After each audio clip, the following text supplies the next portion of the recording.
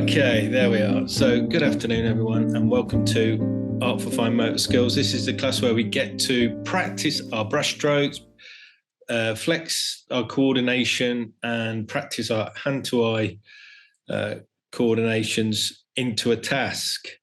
And, we have been doing a marvelous job with Chinese calligraphy. It's as new to me as it is to you, to be honest. I'm only a page ahead on the manual, but it's been really fun because it's giving us a chance to try something different outside of our usual comfort box, but it is so related to what we do anyway in drawing and painting. How could it not be? Because it's such an old tradition that in a way, everything that we have in the West has come, watercolors particularly has come out of this ink wash calligraphy style. And we are really having a bit of fun learning a little bit about the Chinese language and the calligraphy involved, which has been great. And we've done the 5 elements, which has been fun as well. So we've learned water, we've learned fire. I'm just going to say so we've learned shui, which is water, hua, which is fire, tu, which is earth, mu, which is wood. And a while back now we did jin, which is metal. I've probably totally mispronounced all of that, but I'm trying. Probably very trying. Anyway, today we've got a really nice task because we're going to do a composition based on what we've learned, and we're going to segue into what's coming next. And I did mention a little bit about this in my previous class. If you're in my previous class, sorry, at the end of that, I pressed the wrong button. I pressed end instead of chat, and I dropped out. So I had a little technical issue there, and I couldn't get back in. So apologies there for the abruptness of the end, but we had managed to do the kittens, which was great in the basket. Although I didn't get to see your comments at the end, sadly. So the task today is we're going to re-examine those letters, but that will come later. And we're going to put it into composition looking at a very nice introductory exercise in Sumi painting. Now, you don't need anything special for this, as long as you've got a watercolor brush or something you can use for painting with ink. If you don't have ink, you could use black watercolor paint or even Payne's Gray or something dark. Some paper. Doesn't really matter what paper, so don't use your best watercolor paper, although I'm sure it would be perfect for it, but you don't need to use that. And I'm going to do this in probably 3 parts. I'm going to start off with a little exercise on painting bamboo using a Sumi technique. So for that, you're going to need any round brush that you have, whether it's a 12 like this one, or a 6 if you prefer to keep them small. Have the 2 ready, that they would both do. If you don't have sable, you could use synthetic like this, pointy round brush. If you've got your Chinese calligraphy brushes, I've got a couple here, a fine one like this one on the left, and this is quite a large one on the right, but maybe that will be useful. And for your bamboo, if you've got a rigger brush, if you don't have as you'll see that the fine point on this Chinese traditional calligraphy brush is similar to the rigger. So either of those are going to do the bamboo blades, the leaf blades. So that will be good. I did mention in the last class I was in about a masterpiece from Chinese art, which I'm very lucky. I got this book, but I'm going to give you the name of it there. It's the 10 Bamboo Studio. You'll probably find this on eBay. Within it is literally everything that you could these are very old traditional, well, they're actually woodcut prints of Sumi paintings, but they're done so well, it's almost impossible to tell the difference. And that's so amazing. So you can see here the sort of thing that we can be involved in, and they're just gorgeous. So today we're going to start off with the bamboo, or an exercise in painting the bamboo. But you'll also notice that if you get this book, you might have it in your local library, by the way, it's possible. But you'll see that there's usually a saying that goes with it, or a description, sometimes poetry. And the poetry usually within it might be something from Confucius. So there's an art poetry link with this particular book. But the book itself is not only an instruction manual for how to paint Sumi paintings, which is what it's about, it's also the oldest color print book ever produced. So I mentioned that earlier, but the significance is, the 16th century that was being printed, and that passed on the tradition of Sumi painting. Okay, right. I'm going to share my screen with you now, and I'll probably refer to that book a little bit more later. If not, it's going to be in the next block anyway, you'll see. So here goes with the share of my screen. So on my screen here, you can see my setup. Now I've got here some basic photocopy paper. It's an old dot matrix print paper. But I also have some Sumi painting paper, which has arrived. So in Sumi painting, there are 4 treasures. There is the inkstone, which is this, it's actually a piece of slate. It's quite interesting. The ink itself, which I have this one, which has a lovely dragon print in gold emblazoned over it. And then, of course, the brush itself. So that's the 3 treasures. And then a 4th, if I just leap across quickly and get some paper, I'll show you what it's like.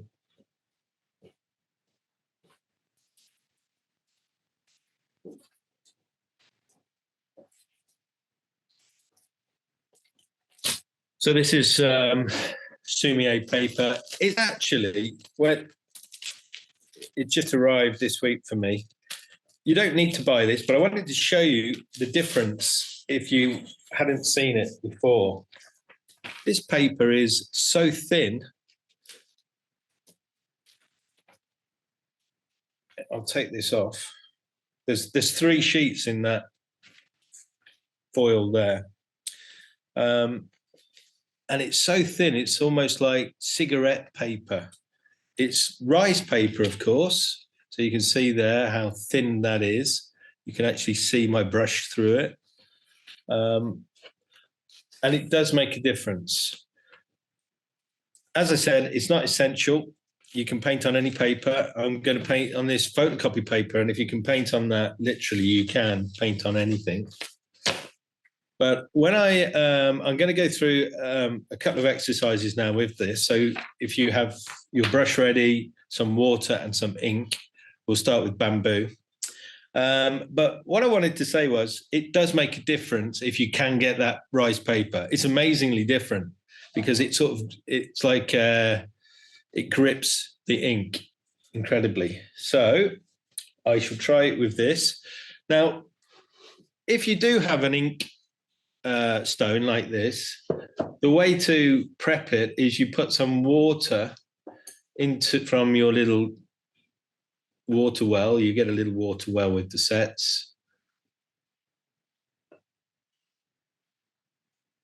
And once you've got a little bit of water there, you then take your inkstone and you grind it. It's flat on one end, and as you grind it, of course, you'll make ink. The first time you do it, you're softening up that ink stick.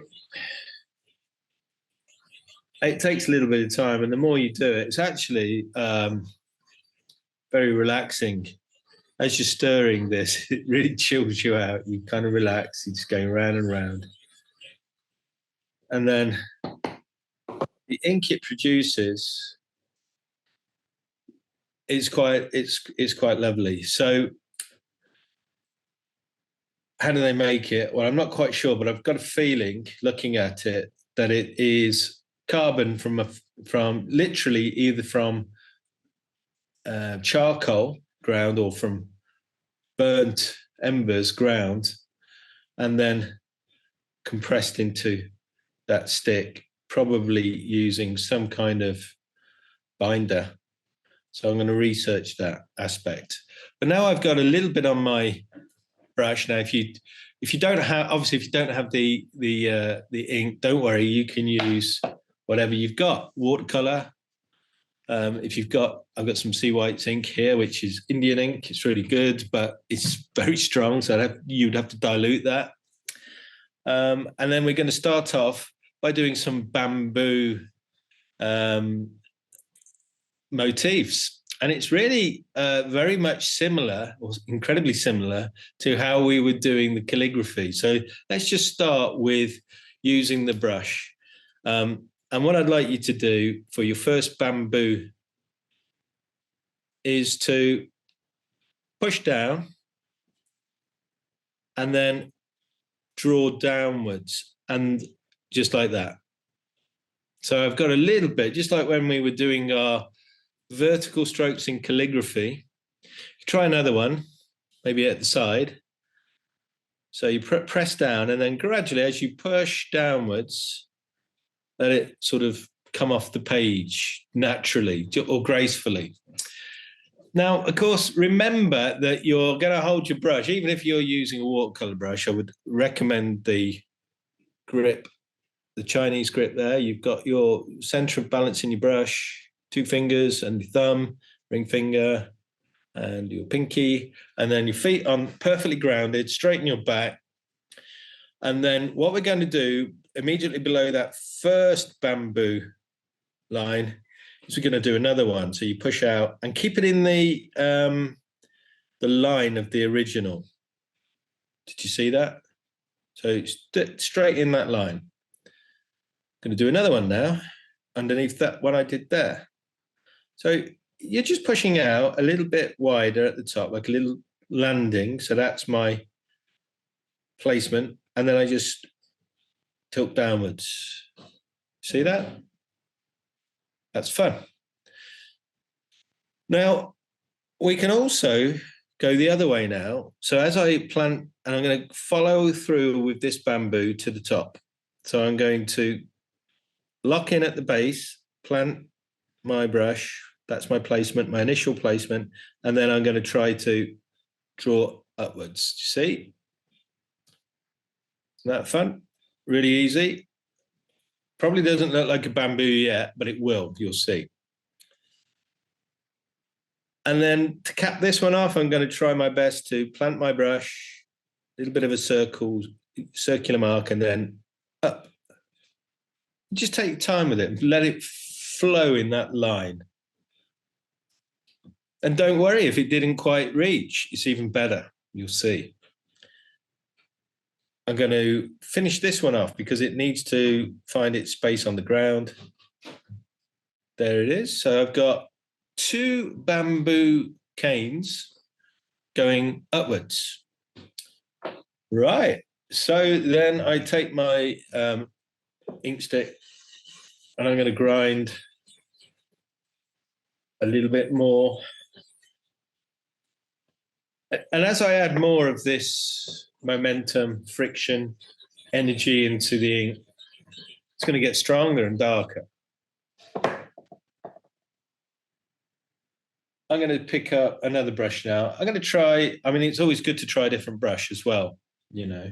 Let me try it. This one is apparently Wolf. I'll pick this one up.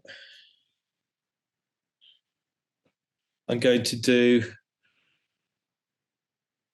one here. And it's going to go upwards and then off. Wow, That was very dark, isn't it? Amazing. And then where that one ended up, I'm going to start another one. So twisting my brush a little bit as I plant it and then going upwards and then off. So this one has more of a silhouette, darker silhouette to it. Going to start where I left off there, trying to keep it nice and round, but it's not essential. And then as I come towards myself, I let it lift off. Same again, one more time. So I've got my brush, place it, push outwards a little bit, making that connection, and then flowing in the same direction. Wow, that was fun. Now, let's see if we can put some bamboo leaves on there. So if you've got the rigger brush, that would be great. Don't worry if you don't. Another addition to the treasures is not really strictly a treasure. I like to have a cloth because this ink is, while we're mastering it, we need to sort of temper it a little bit by drying it on a bit of towel or something, because you can get too much. Now I've washed my brush and I'm going to pick up some of that lighter tone. Remember, I've got two tones. I've got a darker and a lighter. So let's see what we can do here. And what I'm going to attempt to do is I'm going to bring some bamboo leaves into this one. So have a bit of fun. Go towards, you know, these bamboos, they have these sort of, well, they're sort of segments, aren't they? Chambers, I guess, of growth. And where they join together, they're like little, like bones, aren't they? That's what it looks like to me. So I'm going to put a bamboo leaf in here and I'm going to let this one come out. And then as I come outwards, I let the brush naturally end. Did you see what I did? Try that again. So this time I'm going to try it coming out of that one. And I just pull my brush to the side. And as I flex my brush outwards, I let it end. See that? So I've got two leaves, one kind of coming out of the other. See if you can do that.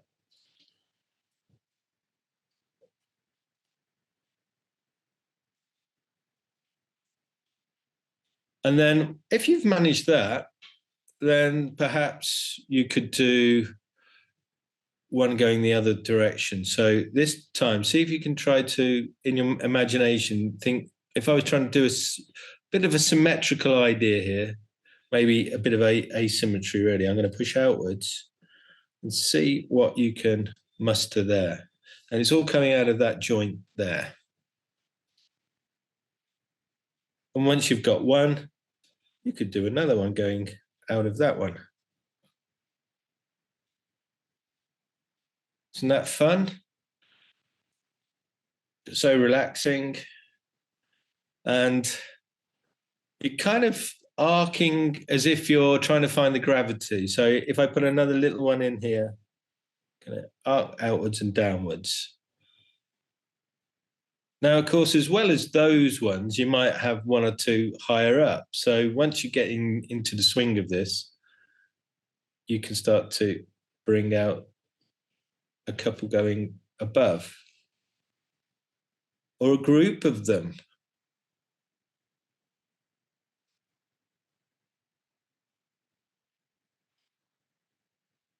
And although even if you don't copy what I'm doing and you start to go, as they say, off-piste, you'll probably find that it's working, because a bamboo grows in all directions. And there's varieties of bamboo as well. So I'm not going to pretend to know them. I don't. But looking at photographs of bamboo in readiness for this, I found that there was some that grow what I would call conventionally on little branches, sort of forking out of the bamboo itself, and some that seem to just grow out from the joints, like this one. So that's why I'm endeavoring to create this one with that kind of particular motif, like so. Now, once you've got what you feel is enough, then you need a couple that sort of come perhaps as if there were more bamboo behind. And you don't necessarily need to have the bamboo cane to suggest these ones, and you'll get quite quick at it after a while. Maybe there's a couple coming from this side as well. Because you could imagine if you're down by the water margin and these things are growing and you're peeping through, this is the sort of thing that you could perhaps find. Now, once you've got the lighter tone in, now I'm going to pick up my darker tone and I'm going to have a bit of fun, because notice that this particular bamboo appears to come forward. I'll just finish its top off because it could go further up. There we go. So this particular bamboo, I am going to give it more precedence. And the way to do that is literally to paint some darker bamboo leaves. See how it just comes forward? Looks great, doesn't it?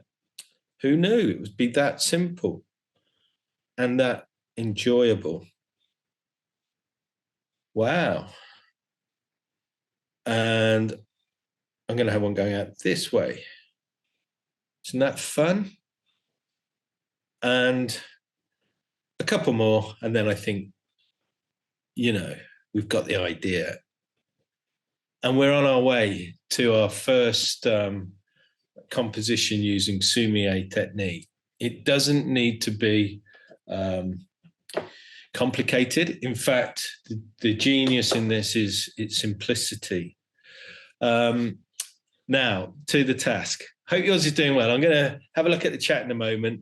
I hope you're finding that relaxing, because that was just a way of getting practiced and versed in the bamboo. Now, for the real composition, I'm going to use one bamboo shoot, if you like, one cane in my composition, and I'm going to use two tones within it. So it'll be a variation of this idea, but that idea, I think, is a nice starter.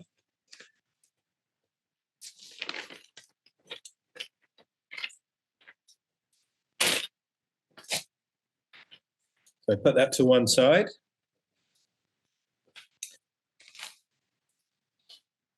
And now for the composition, I would like to have, you notice in Chinese painting, or you will do later when we look into this, sometimes you have, like I say, that there'll be a little frame with the poem, or some, this probably says Dongyang Paper Development Company or something. I have no idea what it says. It's definitely not Confucius, I would have thought. But in the Ten Bamboo Studio, it's some gorgeous Confucius that once I translate it, you'll see it's very, very engrossing and profound. So to prepare us for that, I'm going to do a little window like this, a little banner within my composition. And to do that, you'll need a ruler, just a simple ruler. If you don't have a ruler, well, I dare say if you've got something that's long and rectangular, use that. And I'm going to use a pencil. I'm going to cheat because this requires a little bit of assistance. And what I'm going to do is I'm going to make a box or a rectangle that is 5 squares. So there's 1, 2, 3, 4, 5. So it's 5 squares long in that. So 5 long, 1 wide. Hope that makes sense.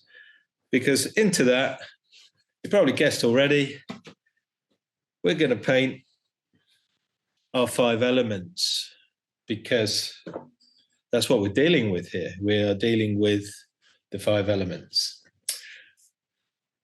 Okay, so I'll give you some time to get your grid going.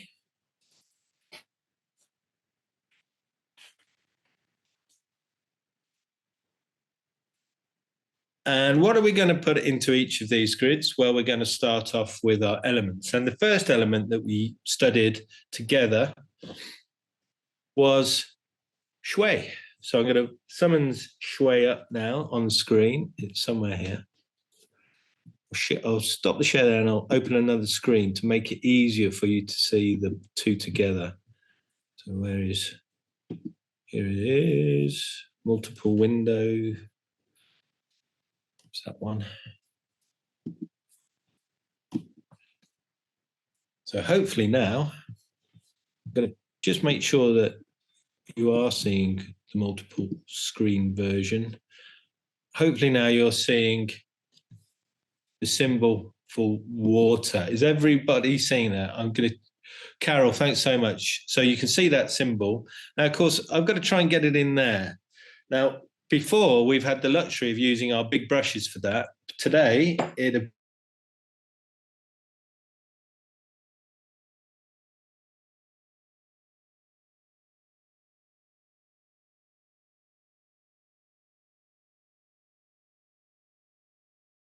my rigger. Either of these should manage the job. So I'm going to attempt it first of all with my size 6, which is my medium size watercolor brush. And how does it begin? Well, it begins with the bamboo, funnily enough, this line down the center, going straight down, and then it goes off just ever so slightly that way as a tick. So the first thing we do is hold our brush correctly. We place, which is going to be in the middle of that square. And once we've got our placement and we've found our way, then we pull down through the middle and then outwards to that little tick.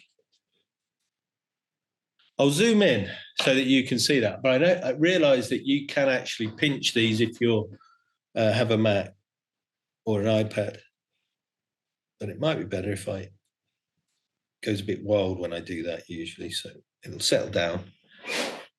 There we are. So there's my first placement.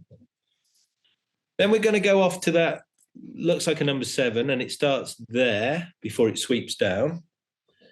So we'll go there now. So holding your brush, feet on the ground, back straight, contemplating.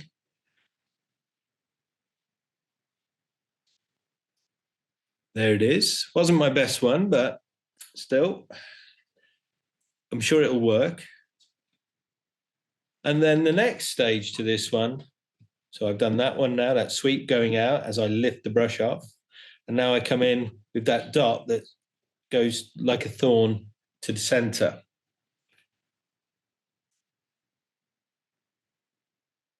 There we go. Once we have that one, we're going to go then outwards.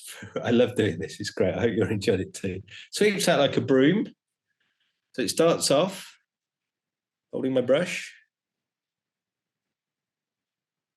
sweeping outwards, and then back again.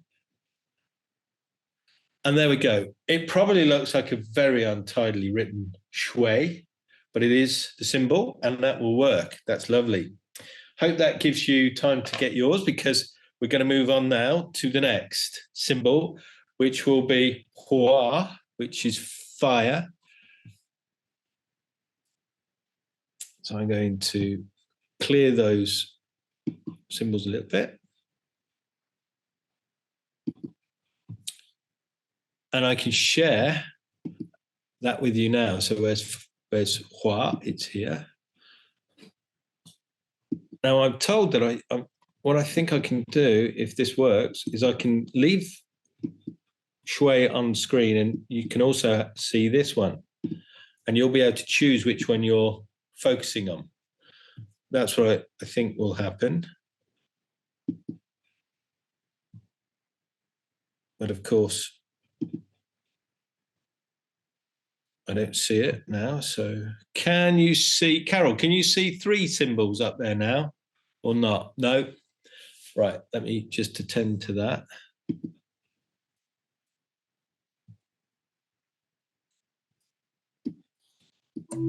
Oh, no, didn't like that.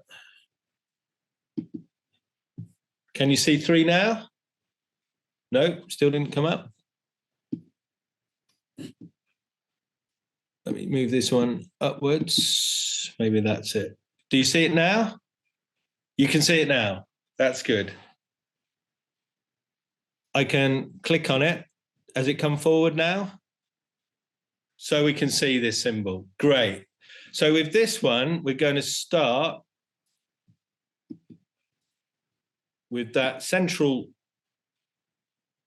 line coming down and out to the bottom. Is everybody seeing that? Is everyone happy? Because obviously I don't want to go on unless you can. So into this box, therefore, I'm going to start again in the center.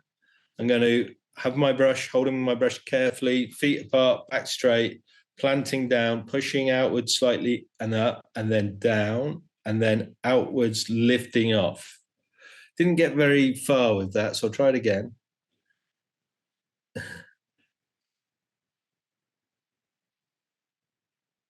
There we go. It feels better now. So that's the first one. The second one is the dot here. So I'm going to, and it's about halfway down the symbol, hua. So I'm going to push the little circle, and then hopefully, it's not looking too bad, but it's a little bit messy. Tidy it up if you feel the need. I do. There it is. And then the third one is the dot here. We place that dot and then it goes downwards.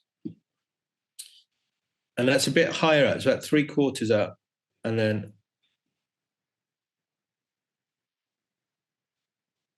there we go. Tidy it up if you feel like I do that it needs tidying up. Not too bad. Could be better. And then lastly, the broom sweep outwards from the center. And there we go. So picking up a little bit more ink now. Dots, placing my point in the center. As I move outwards, I'm pushing downwards and a little bit more sweep. Wow, there it is. Wow. Feels great. And I'll probably not be able to share another one, I would have thought. I don't know. I don't know if I can. Try. Otherwise, I'll remove shui. I think everybody should have been finished with shui now. A couple of things coming on the chat, so I'll check there first. Judy says, isn't technology marvelous? It is. I wish I knew how to use it properly, Judy, but yeah, it is when it's... And she goes on to say, should you, to ask rather, should we have coloured inks for the coming classes, or will watercolour paints be okay? Watercolour paints are absolutely fine, Judy. But if you do buy the set like I did and the ink comes with it, it also comes with, you get an ink, what do they call this? It's a soapstone that I've tried. I carved my initial into it, and it really adds a real touch of authenticity to it. And with your soapstone, you get in this marvelous dragon emblazoned pot, some vermilion. And that's great because I can print my signature like a seal. Just feels so much more authentic. It's lovely. So I had a little bit of fun with that earlier. I'll show you later. So there's the chat. Okay, I better clear off those drawings. Hope that helps you with that one. And we're going on to the third one now. I better speed up a bit. I'm chuntering again. New share. And we'll go into, let's go to metal. Now, metal was really tricky, wasn't it?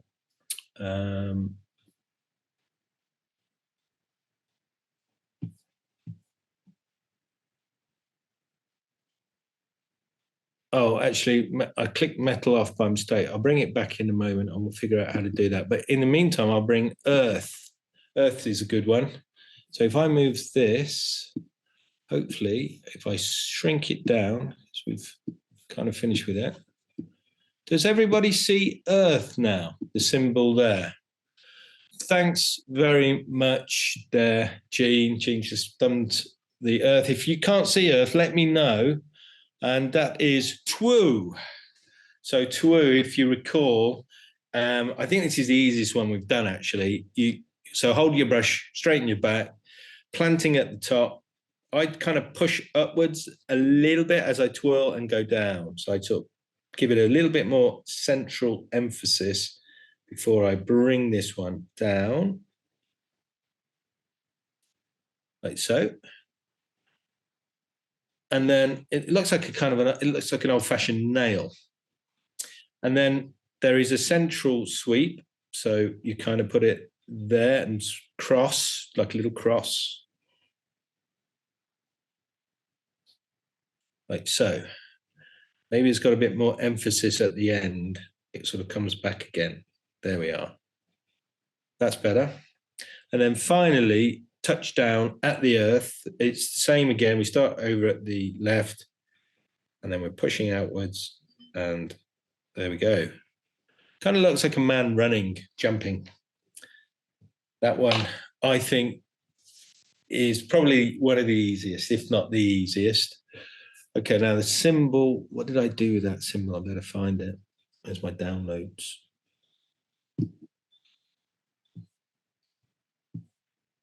Just go into my download manager.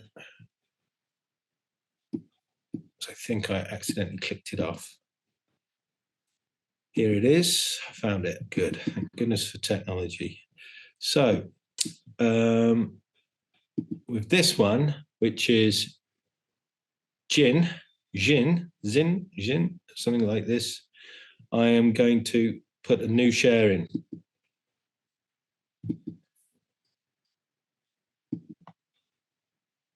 But maybe now you don't see the screen, so I'll try that again.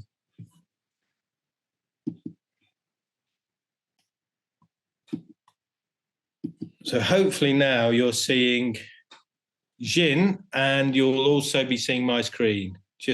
Carol's giving me the thumbs up and so is Jean, great. Right, so I'm going to do that now. Now this one was, it begins its journey from the center down. So with my little pencil thing, so you're starting here, you go around and then down. It's a bit like a knife blade or something, isn't it? So, and it also reminds me of the top of a roof of a house. Don't know if you see that as well. And then out it goes. And then the broom.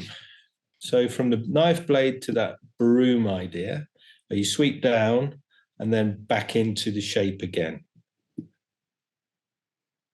So connecting, sweeping out, and then back in.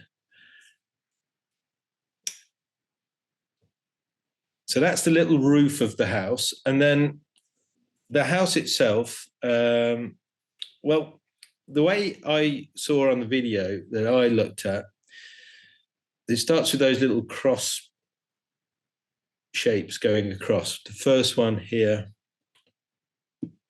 going that way, and then back into itself. And then immediately below it, a slightly bigger version of the same idea.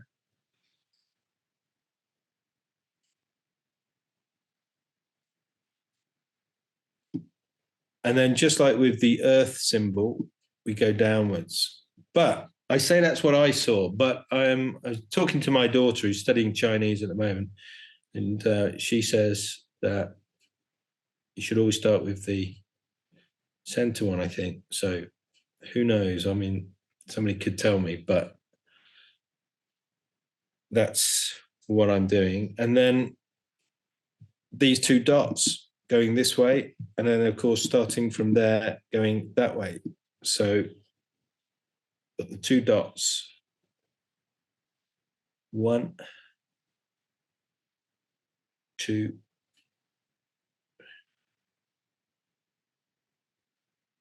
and we're touching into something that is, well, as I said, it began 4,000 years ago. So they are pictograms, and you can almost see this house here. For Jin, which is metal. And it's got the earth symbol within it. And I dare say it's got a little bit of the fire symbol. Who knows? I mean, I'm just guessing, but it seems to be a combination of ideas in that one. And then last but not least is mu, or wood. And let me see if I can find a symbol for that.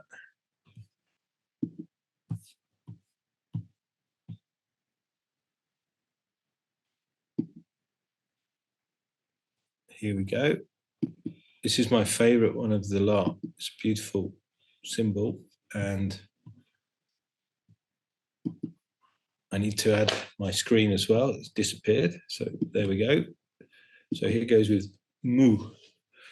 And not sure if you're seeing that one. So I'll clear this one off. Done that one, cleared that one off. There it is. Hopefully you can see that now. Carol, can you see mu? Yes, that one there. Okay. So this one starts going down the center from here. My annotation pencil going down, round and then down.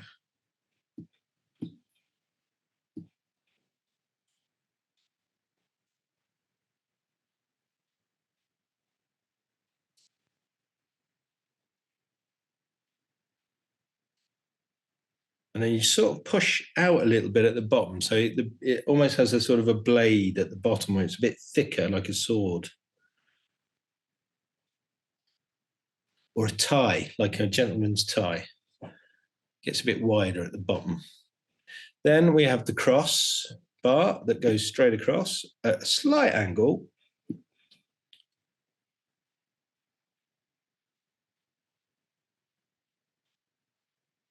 Like so. And then we have the blade coming out from the center and out. So you push into the center and then lean off with the brush as it comes out and it gets thinner. And then finally the sweep, which comes from the right side center and then out and then back in again. And there we are, we have our 5 elements. That's wonderful.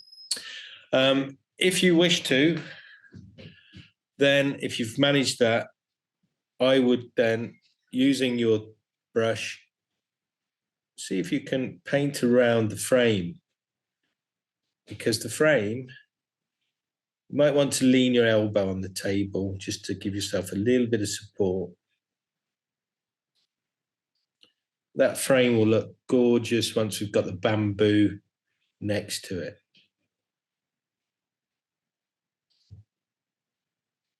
All we have to be careful of is that the bamboo leaves don't overlap this little frame.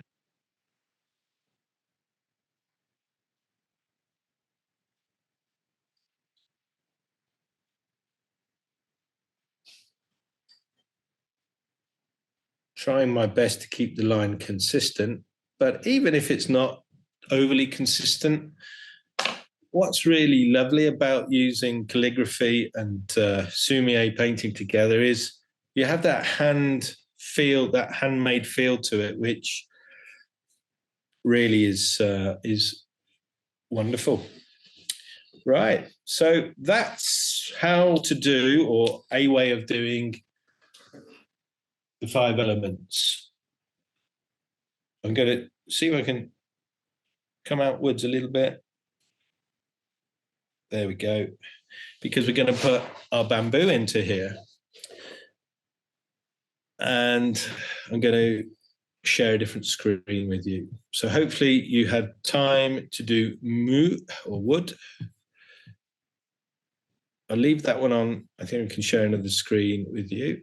I'm going to show you my bamboo attempt from earlier.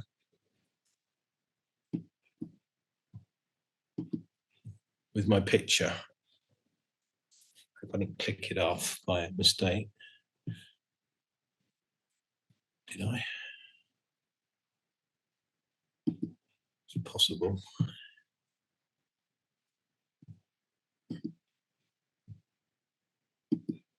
Yeah, it looks like I clicked it off by mistake. It's there though in my download, so I'll just click it up again.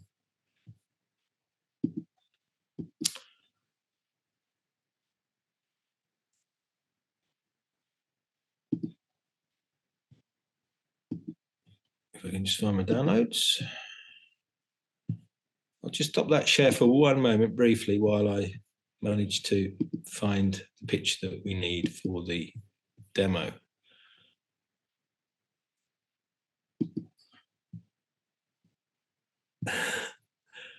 Is that it? Yeah, I think, yeah, there it is. I found it again.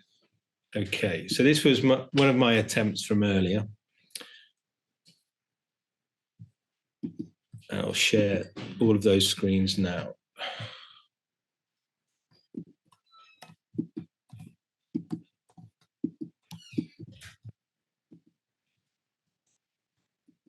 Got it. Now I've got it. So hopefully you can see that bamboo there.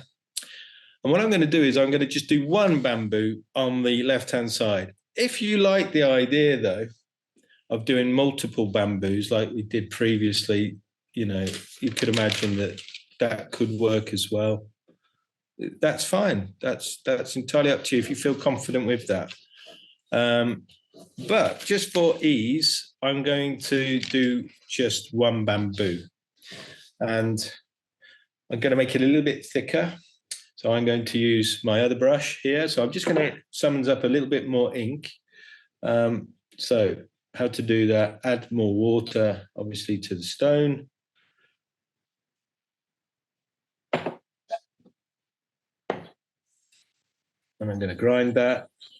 And then when I've got what I would call a medium to light tone, that's a light medium tone. That would be okay, but I'll go a little bit stronger.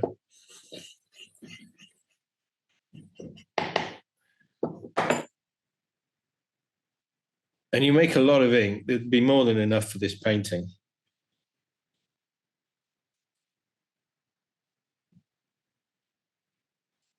Yeah, that's a good start. And then what I'll also do is I am going to mix up. You can either use ink or now I've got enough here. I think I've got plenty in that well of my, you see, if I pull my brush on the side of that, look, I've got plenty of medium light tone. I would like, though, some very dark tone. So I grind a second one, just like I did before. I'm going to have two values. I'm going to have the silhouette that's a sort of a light tone. But into it, I'm going to show you a technique that the Sumi artists use, which is one of the first techniques I've learned from the 10 Bamboo Studio. And that is you load the brush with two tones. It's magical. They do. What they do is they have two values, a dark and a medium, on the one brush. So that when you make the mark, you get the two in one. And it's quite amazing what it will do. So I'll just test this on a scrap piece of paper just to see how dark it is. Oh, that's very dark. So that's going to do it. The only difficulty is in a warm studio. This is quite warm. I had my heater on today.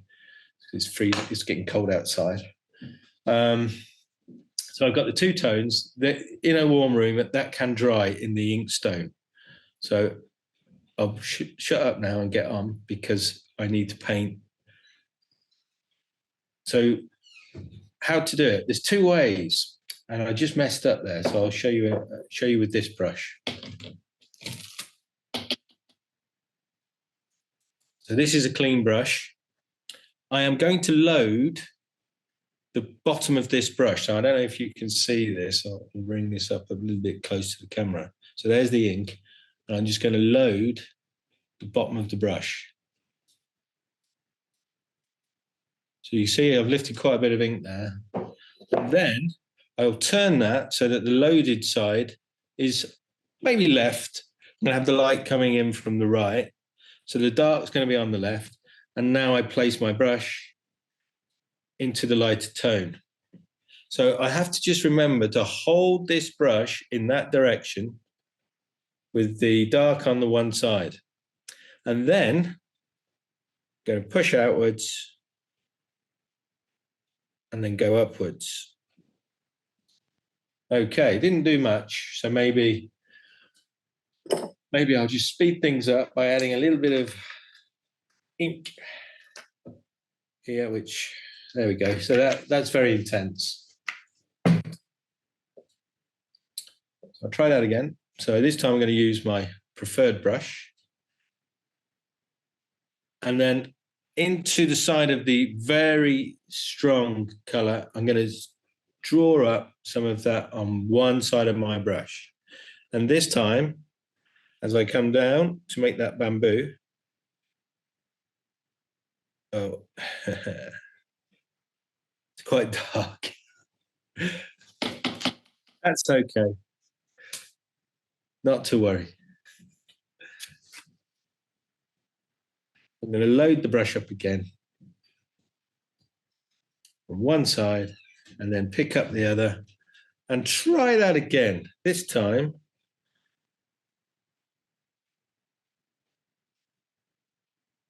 well, kind of worked. I've got a darker touch there. You can see this is going to take some perfecting. When I tried it earlier, it worked a treat, but of course, whenever you do things live. But the idea is the same. I'm just going to go upwards, and there's my bamboo. What I was trying to do, which I can fake, so I was trying to give it a darker tone on this side, but it didn't occur. Not this time. And that's the wonderful thing about Sumi. It can work absolutely brilliantly. And sometimes it don't go to plan, but you still you'll end up with something wonderful. So now I've changed my brush size. I've got a smaller brush now, and I'm going to bring out some lines. Remember what I did earlier? That was nice, but I prefer to change the script a little bit. This is a slightly different species of bamboo. It's got twigs. And I just graft one onto another like so. And I'll have another one grafting out of that one. And then I'll have another little stick or twig coming in from above, going that way. If you want to, you could have one more just for fun coming out from this joint here. Just looking at my original. Yeah, I think that's enough. And once you've got a couple of little branches to hold on to, then we can go in to our light tone first of all. So I have my light tone there and I've got my darker one there. So I've got two tones, and just enjoy inventing where you want to put them. I'm going to start off with maybe one going over this way.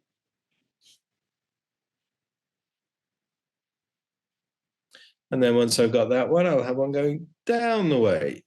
And it's a bit like the calligraphy. Remember, when you place, you're starting off, maybe you could do a thin one, going to go outwards and then downwards. And then I push with my brush down, gets thicker, and then I lift and it gets thinner. Look at that. Wow. Going to do the same again, but this time I'm going to go the other way.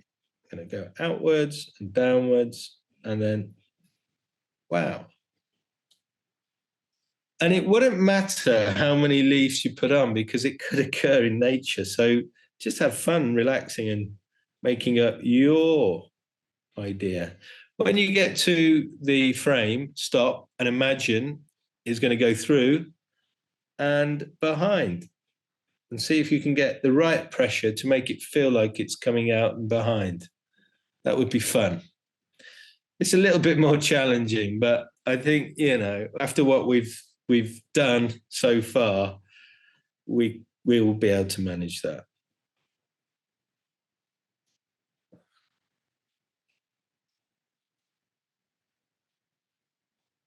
I'm going to add a few more. I really like this idea of joining one into the other like that. It really works. And then a couple of little ones, just to little sibling ones, which haven't quite managed to full size yet. We're nearly there. All we need now is our darker accented ones. I just bring a few little stray bamboo lines coming in as if they were behind. And this whole thing is very much a poetry. You know, when we look at a silhouette abstracted in nature, it can look very much like this. And you can see how designers, especially surface pattern graphic artists, have taken ideas, the abstract quality from the Sumi masters, and delivered it into Western art and Western design. And you probably know already, we will go into this a little bit more next block, about certain artists such as Vincent van Gogh, the French Impressionists, who else? Paul, I forgot his name now, it's gone. But anyway, those artists who looked at Sumi painting as a direct